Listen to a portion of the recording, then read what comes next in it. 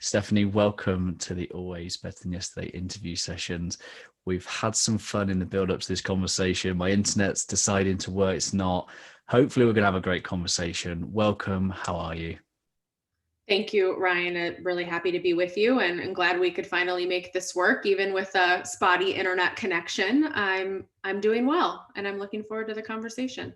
Should I introduce you as Dr. Stefanie? I think so. It's I would like to get used to that title, which I'm certainly not used to it just yet. It'll probably take a while. So yeah, I like the sound of it. Thank you. Congratulations. I was having a sneaky peeky at your picture the day I zoomed in to look at the title of your PhD because I'm a curious human being. What was it all about, and what was some of the things that you've learned going through that process of doing a PhD? Oh gosh, so much. So my PhD is in industrial organizational psychology, which is really the application of science to the workplace and to organizations. And it was a journey that unfolded over about a decade. So I'm probably a different person. I like to say that I think PhD programs sort of break you down, and then you have to build yourself back up. So I think I'm coming out of it, built back up a little bit, or still at least trying to build myself back up. But one of the things I learned is that finishing a PhD program, once you get in, is not really about intelligence or intellect. It's all about persistence and grit and sticking with it, because there were so many moments where I wanted to give up, and I thought, you know what? I have my master's degree. I'm doing work that I love. Why do I need to continue this forward and get the doctorate? I'm glad I stuck with it, but I think persistence was certainly something that I learned was critical. And I can tell you all about, my research focus and things I learned there, if that's interesting to you as well. But that's one of my big takeaways from the journey. Of course, I'm interested. I'm just trying to figure out how soon to dive in. Tell us a little bit about your background. Tell us a little bit about your story and how you've come to be working in such a field and doing what you do. Yeah. So one thing that's really key and central to my story is that I have an 18-year-old son. I'm still young myself. I had him when I was really young. And that's a big part of my story, because I don't think I'd be where I'm at today if I didn't become a mom at such a young age. It opened my eyes. It made me mature. I was responsible for a human being who's a quite fantastic human being, if I might say, at this point. And it actually shaped a lot of the research focus that I've had over the years. I've focused on issues related to motherhood and parenthood at work and family-friendly workplaces. And I don't know that I would have focused in on that if I didn't become a mom at such a young age and have some interesting experiences myself. So when I was in undergrad, I started in pre-med. I thought I wanted to be a doctor, maybe a pediatrician, a medical doctor, I should say, and realized pretty quickly that that wasn't necessarily the path for me. And so it ended up being a windy path to get where I'm at now. I dabbled in clinical psychology. I thought maybe I wanted to do some sort of therapy or psychoanalysis, and did some internship work and realized that I couldn't quite separate myself from some of what was happening with the adults and people that I worked with in that space.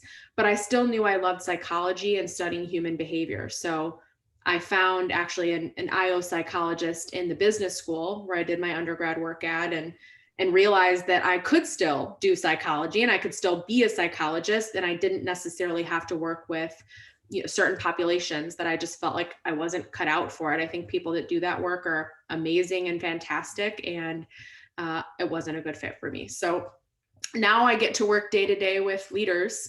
I do leadership coaching and leadership assessment, and advise organizations on not only who to put in certain roles, but how to accelerate development and get people up to speed with the skills and capabilities they need to be successful in their career endeavors, whatever that is. And I love it. I love what I do. There's variety every day. It's really fast paced. I'm challenged constantly, and I'm always learning and growing. And I hope that never stops. Maybe the fast pace could slow down at times, but I hope the learning and growing never stops. I love that. And it's really interesting. I can relate to what you say around this parenting. It kind of shifts us in who we are and how we see the world. And over here, I was in the police, and I became at the time I became like a first line manager, like a leader for the first time, shall we say. I also became a parent at the exact same time, and I think that was great for me because I was able to see that leadership and parenting, they're one of the same. They're it's about service and sacrifice. You know, so often in the police, I was conditioned that rank and hierarchy and position and status, whereas I was going through this parenting thinking that's it's the same role. I'm going to work, looking after people, you know, and it was a great time for me. And I just wonder, and I know you said in your TED talk, your TEDx talk, about this shift in becoming a parent. What does that do for you as you navigate the world? And you talked a little bit about going into to work as what sort of things have you experienced, and why has that shaped this drive to help female leaders in particular?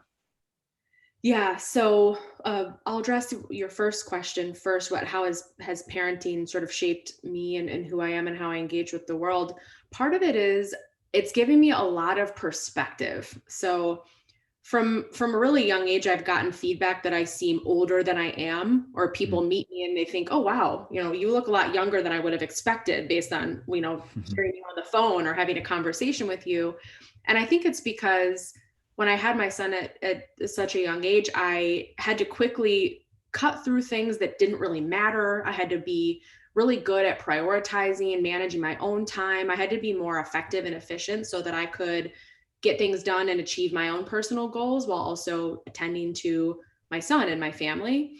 And that's helped me, I think, be really balanced in my current role. So I'm often, you know, the person that's kind of getting people to see both sides of an issue, or challenging someone to think a bit more objectively, or not to take something personally, or to really think about, well, what actually matters here? You know, don't get all caught up in something that 10 minutes from now or 10 days from now isn't going to matter. And I think that skill set I built because of being a parent. And maybe that resonates with you, Ryan, as a dad yourself. It's that perspective. So that's one thing. The reason I started focusing in a lot on female leaders was because I think people had lower expectations of me because I was a mom at a young age and a woman too. And I was told oftentimes, well, are you really sure you want to apply for this, you know, tough, rigorous academic program? You know, you have a family at home, and how are you going to balance those things? And my partner, who I've been with now for 20 years, he never had anyone ask him anything of the sort. And he was a young parent too. He was a father. But people to him would push him and encourage him to do things that were more challenging, or that would allow him to make more money or be more successful, because the assumption was that he would be taking care of our family.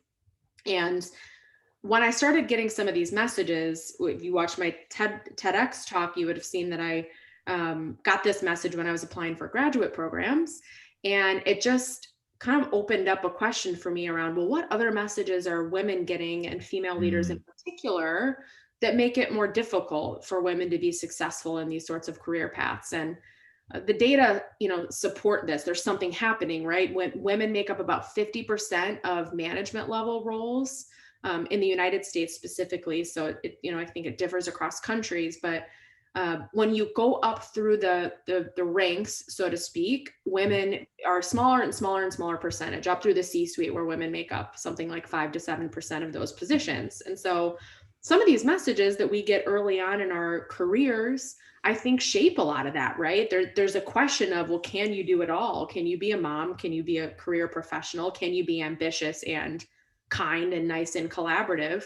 Sure, you can if you want to, but women get those messages and men don't. So let me stop there and see what you have to say, because I just said a lot of stuff. But what are your no, it resonates, and I've been very fortunate enough to have some amazing female leaders, and to be part of their leadership development journey, shall we say. But I'm always one to learn. How can I best support and develop female leaders?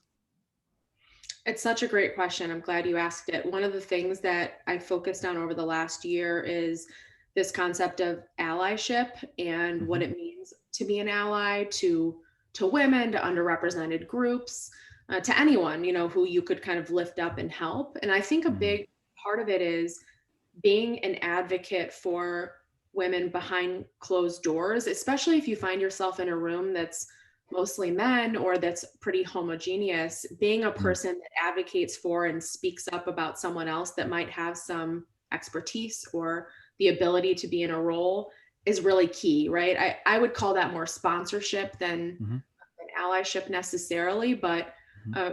helping someone get opportunities that they might not otherwise, especially if you find yourself in the position of privilege or being in a role where you could have some influence or impact. I think the other thing is just having the conversation and acknowledging that this might be something that exists, right? There might be stereotypes around what women can do or how women should Hmm. behave. Same goes for men. There's stereotypes around men that are damaging too.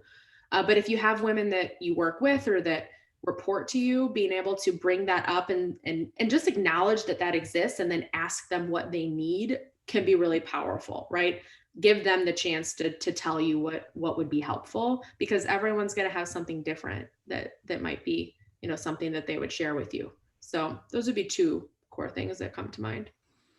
How can we expand that to the culture with which leaders create? So it's not just one individual, because we don't want a leadership lottery of, you get a good leader, you get a bad leader. How can executives create the culture for females and women and maybe other underrepresented groups to thrive? Part of it is about leading inclusively, certainly, but also creating environments where people can bring their full selves to work. I think Mm. this would apply for men as well. With younger generations and what we're seeing with the current workforce, men and women, everyone would report that they want to Mm. have both, a thriving personal life and a thriving professional life. And you go back 10 or 20 years ago, 30 years ago, that wasn't necessarily the case, right? You had to say that you were fully committed to work. You were fully committed to your career. That was, where all of your time and energy was spent. And there might actually be a penalty if you said, well, I really want to spend time with my family too. And so I'm going to leave the office a little early today because my son has a t-ball game and I'd like to be there. There were penalties for that for men and women. There still are in some cultures. But what executives can do is role model that sort of behavior, right? Be the one that says, I'm leaving early because I want to go to my son's t-ball game, or my family's really important to me. So I'm going to take a vacation and I'm actually going to unplug. Executives and people that are in leadership roles can really change the culture of an organization if they demonstrate those behaviors. Then it opens it up and makes others feel comfortable doing so as well. And that's not to say that you're not going to still get results and have a high bar and hold people accountable to getting things done. Of course you will, but people will be even more committed if they feel that they can bring their full self to work and talk about their family in a way that's not going to lead to some sort of penalty. Yeah, that's definitely a background where I've come from, which is this sense of leave yourself, or leave home at home. Work is work, and I was fortunate enough to be part of a culture where we recognize people as people, and that people bring them whole selves wherever they are. And if you're in an environment that human beings cannot turn off emotions, so they're going to have those thoughts and feelings anyway. Yeah. Yeah. And then it leads to that. Then what is the toolkit of a leader? How does what toolkit does a leader need to have to be able to empathically deal with a whole person in front of them? And that opens up a bigger question around: are we getting the right people in leadership roles? Yeah, we could be going all night, mate. Yeah, well, we've seen this actually over the last 6 months with so many people working remotely and working from home. It's brought out, in some ways, the best and worst of leadership, right? There's been some leaders that in an office setting or in a traditional office environment were great. They were fine, right? They were able to lead their teams and get things done. And Mhm. then they shifted into this remote context. And some of the leaders I work with in particular had no idea how to connect with people or how to be there for people who might be going through something that's stressful and exhausting and tough, right? And it's interesting because I started encouraging people to ask questions that a year ago I probably wouldn't have encouraged them to ask. But things like, well, who do you live with, and what's your home office setup like, and what's your home, what's your home environment like? Is there anything there that I should be aware of? Pre-COVID, I wouldn't have necessarily encouraged people to ask that question because it wasn't as relevant. But this year it has been, right? If someone's living alone in a small apartment in New York City in the middle of, the pandemic, where things were really, really bad, the boss needs to know that so that they can attend to any issues that might lead to in the working context. And a lot of leaders aren't comfortable with asking those questions or having those conversations. So you're right, we could talk about this all night, but I think that's one, key element of the toolkit that a leader needs to have, is being able to ask what might be uncomfortable questions and learn more about their employees from a personal perspective versus just, did you get, this task done, right? So there's a lot more there, but that's one thing that I've personally been encouraging people to do this year. I've got written down here that you're a dog lover. I have a new puppy as well. How's that going? It's amazing. She's amazing. She's 4 months old, little Jack Russell. And you have two? I have two dogs, two puggles. They're half pug, half beagle, and they are loving and cuddly, and also very mischievous and like to get into trouble and are very food motivated. So they're always trying to get into food. I have a million stories there, but they're really fun. And I used to volunteer at local animal shelters, and we didn't have a dog at that point, but our older dog, we saw her one day at an animal shelter, and we went back 3 days in a row to see her. And we weren't quite sure if we were ready for a dog at that point. We also had two cats. So I'm just an animal lover in general. I'm also a vegetarian. So there's all sorts of things I could share there and reasons why. But we ended up bringing her home, and we were terrified because we'd never had a dog. Of course, we had a son, we had a human that we were taking care of. So it's a little similar, but we just fell in love with the breed. So we ended up getting another a couple of years after that. So now we're actually outnumbered by animals in our house. There's 3 humans and 4 animals that live in my home. Love that. And that, as lighthearted as it is, that's a lot of love to give in a day to a family, to animals, to your organization where you're leading and your community. What fills you up? Actually, giving is really one of the things that does fill me up. So I take a lot of assessment tools as part of the work that I do. I take my own medicine, and one of the tools that we give is a values inventory to get a sense of what's really driving someone. And I score really high on measures related to affiliation. So I really like to build relationships and talk with a lot of people. This conversation that I'm having right now, this is going to energize me for the rest of the day. I love stuff like this, right? I love connecting with people. And the second that's really high for me is altruism. So I really like giving back. I love when I have a really good coaching conversation and I'm able to help someone solve a tough problem or something that's really challenging them. It's taxing for sure. It's draining to have those sorts of conversations day in and day out, but it energizes me too. It's sort of counterintuitive, right? It requires a lot of me because I'm creating that space for someone to work through something tough.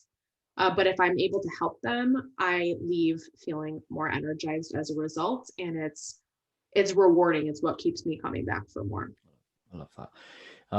The other thing I did on your picture was I definitely zoomed in to see what books you had on the side of your desk, because I equally have a ton of books on my desk and my shelf. Did I see Adam Grant's Give and Take on your desk?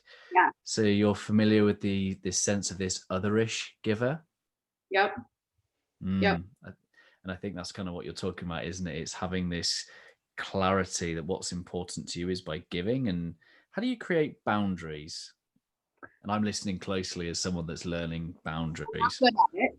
I'll tell you that, Ryan. I'm not good at it. So it's something that I'm Um, but this is something actually that's been a big focus of mine over the last couple of years. And I was just telling one of my good friends and colleagues that I need to be less accessible. So I am so accessible. You can find me anywhere. I give people my cell phone number. People email me, or LinkedIn message me or Facebook.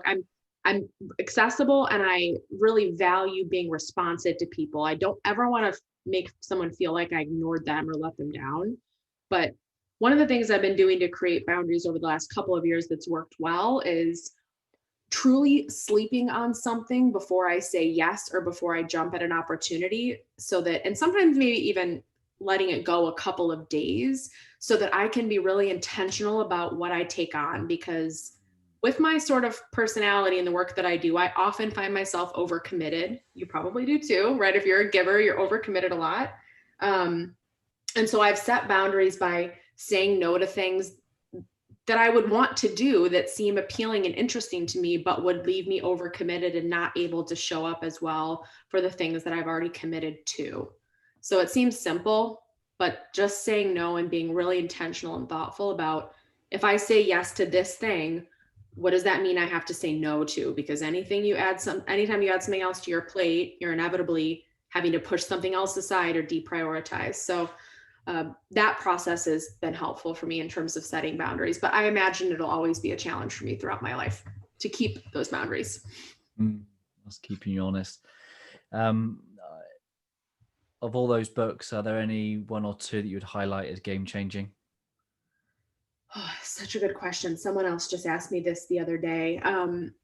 I've read a lot of game-changing books, I would say, in different ways. One of the ones that recently really made an impact on me is Me and White Supremacy by Layla Saad. And she talks a lot about issues related to race and racial justice and whiteness, in the United States in particular. And that one was really impactful for me because I just learned a lot about myself that I didn't know, and was able to think through different blind spots that I might have, that I wouldn't have otherwise ever, been able to identify without that book. So that was a big one. I also am a huge Brene Brown fan. So, I love Brene Brown's work, and truly all of her work has had some sort of impact on me. But specifically The Gifts of Imperfect Parenting, that was actually the first book that I read of hers.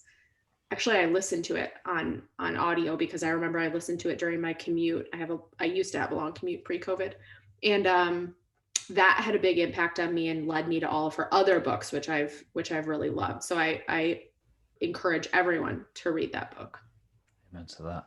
I'm going to carry on with the theme of game changing, and you talk about wanting to be a game changer in the leadership space. What game are you changing?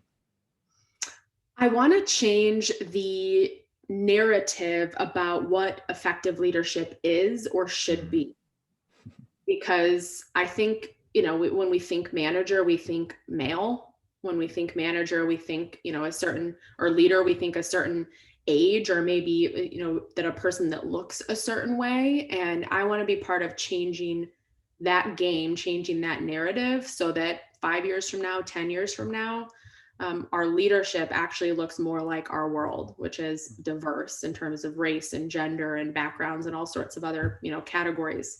And I think we have to change the game on leadership in order to get there. We can't, keep just focusing in on the status quo. Yeah, I love that. I've asked you questions about what leaders can do to help bring out this sense, but there will be a number of listeners right now that are female that have leadership potential within them that is going unnoticed, unrecognized, uncalled. What are some of the things that they can do today and tomorrow to make these steps towards becoming the leader that you describe?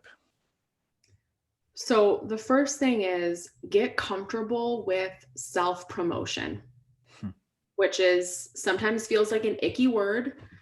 But a lot of the women that I work with are of the mindset that if I do really good work and add value, that I will be noticed, that my boss will notice, that other senior leaders in the organization will notice. And that's simply not true, right? People are busy. It's how many times do you assume, that someone maybe paid attention to something about you and you realize they didn't. And it's not personal. It's just that they're busy and they're managing their own world. And men tend to be, and the research would support this, better at self-promotion, at saying, hey, here's an accomplishment. And women aren't as good at that. So the sooner everyone can get better at self-promotion, the more likely it is that people are going to notice you and your contributions. The second would be taking chances, and my dog's barking in the background. So sorry. The second would be taking chances. So women are also less inclined to apply for a job, for example, that they don't see themselves as 100% qualified for. Whereas a man would look and say, well, I check off 50% of these boxes. I'm going to go for it. I'm going to apply and see what happens.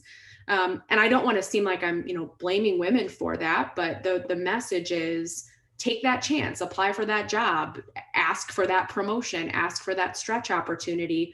What's the worst that could happen? You get turned down or you get rejected. That's okay. Pick yourself up and learn from it. But at least you're then showing people that you're ready for something different and something new. And a door might open for you just as a result of even being willing to take that risk in the first place. I'm smiling and I'm nodding because I had that in my mind to ask you, why is it that men will back themselves when they've only got 6 out of 10 competencies, and women have far more, and yet they talk themselves out of it, and it's this self-efficacy, back yourself. How hard is that? How hard is that for women? I don't want to generalize too much, but for people that don't back themselves. I think it's really, really hard, right? I think there's a lot underneath that. There's a lot of personal work that has to be done to get comfortable with that. It's funny. People will often ask me how are you come across as so confident? What did you do, to be confident in yourself? I'm not always confident in myself. I question myself a lot, and I get anxious about things too. And, I second guess something I said or did. But I think the key is continuing to remind yourself of two things. One is, what's the worst that could happen? What's the worst case scenario? So I speak up more often in a meeting to get noticed, and I say something that didn't quite land. Oh, well, right? It's not, nobody else is going to be likely thinking of that the next day unless you did something egregious, right? But for the most part, people aren't going to be thinking of that. So doing some of that like worst case scenario planning with yourself. And then second, I remind myself of my successes often because I tend to focus on, what's next? I just finished my PhD. Of course, I'm already like, maybe I should get my MBA, or maybe there's something else out there for me. I like self-torture, but I remind myself of where I've been. And I think women should do that. Everyone should have a list of accomplishments that they could look at anytime they're feeling down or lacking confidence, right? Because that's how you build yourself up. And maybe it gets easier, maybe it doesn't, but having those strategies in place is key. I love that. I am going to wrap this up. And the last question I'd love to ask you is, my ethos is about helping people be better than yesterday, always better than yesterday. I'm just curious to know, what does that phrase mean to you?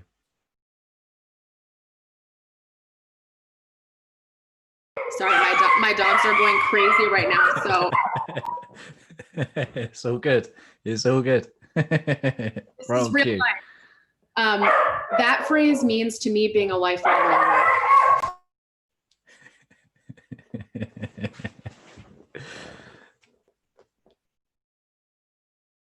There's someone at the door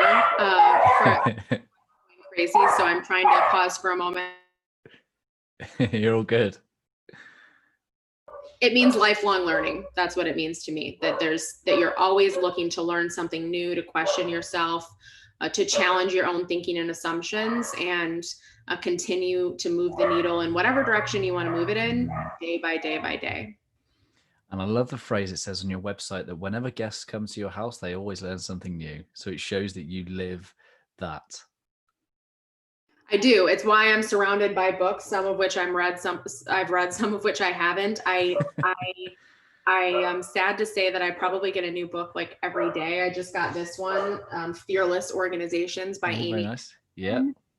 She talks a lot about psych safety, and I'm always learning, and I probably drive my friends and family crazy, but I always am looking for something new, a new insight, a new edge to have. And it's I think it's what helps me be a good coach too, because I stay up to date with things. But it's true. I think always better than yesterday is a fantastic tagline. I would use it myself if you didn't already take it. And I think lifelong learning is synonymous with that. Very similar. And I think I've always had to remind myself that any new book I buy has to become self-development, not shelf development. I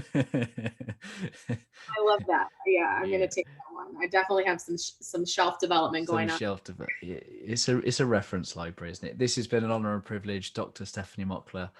I've really enjoyed our conversation, and I look forward to another one again in the near future. Yes, likewise, Ryan. Thanks so much for inviting me, and would love to come back at some point. Absolutely. Much love. Stay well. Bye bye.